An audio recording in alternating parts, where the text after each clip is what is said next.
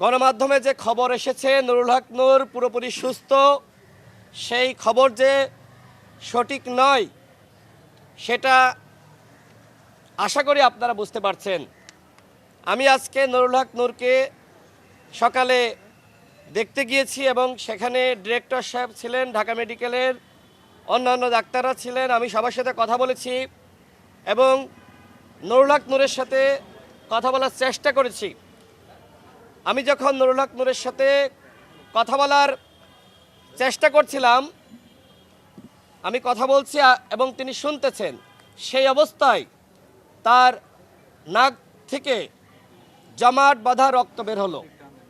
অর্থাৎ গণমাধ্যমে যে খবর প্রচারিত হয়েছে নুরুল হক নূর পরিপূর্ণ সুস্থ, সেই খবর আসলে সঠিক নয়। নুরুল হক নূরের নাক দিয়ে এখনও পর্যন্ত ব্লিডিং হচ্ছে। আজকে আমি নুরুল হক নূরের সাথে যখন কথা বলতে যাই, সেই অবস্থা আমি নিজে দেখেছি এবং সেটির ভিডিও ফুটেজ আমার কাছে রয়েছে।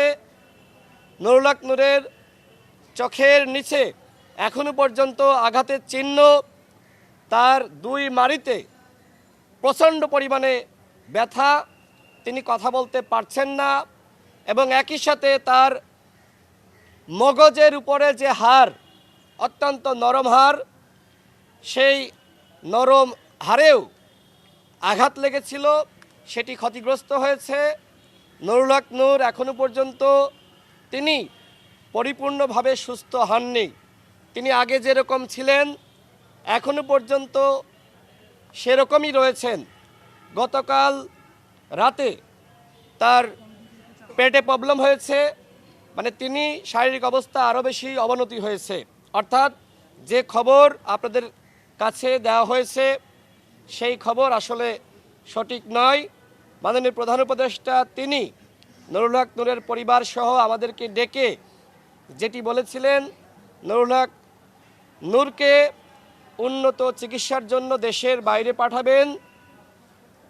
আমরা গতকাল সরকারের সাথে কথা বলেছি।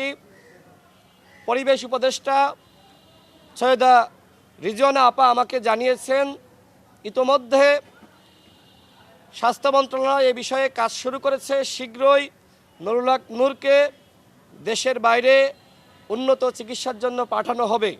আজকে আমি নিজে নুরুল হক নূরের যে অবস্থা দেখেছি, এতে করে মনে হচ্ছে পরিকল্পিতভাবেই হত্যার উদ্দেশ্যে সেনাবাহিনীর কতিপয় সদস্য এবং পুলিশ বাহিনীর কতিপয় সদস্য পরিকল্পিতভাবে নুরুল হক নূরকে টার্গেট করে হত্যার উদ্দেশ্যেই এই ধরনের হামলা চালিয়েছে।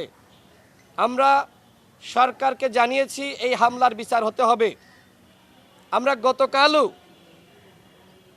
বিক্ষোভ সমাবেশের মাধ্যমে সরকারকে বলেছি, যেহেতু জাতীয় পার্টি ফ্যাসিবাদের দোসর এবং তাদেরকে কেন্দ্র করেই তাদের রাজনীতিকে আবারও পুনর্বাসিত করা নিয়ে একটি পরিকল্পনা ছিল, সেই পরিকল্পনার বিরুদ্ধে যেহেতু নুরুল হক নূর সহ আমরা কথা বলেছি, মুখোশ উন্মোচন করেছি, তাদের পরিকল্পনা ভেস্তে যাওয়ায় মূলত নুরুল হক নূর সহ আমাদের শতাধিক নেতাকর্মীর উপরে এই ধরনের আক্রমণ করা।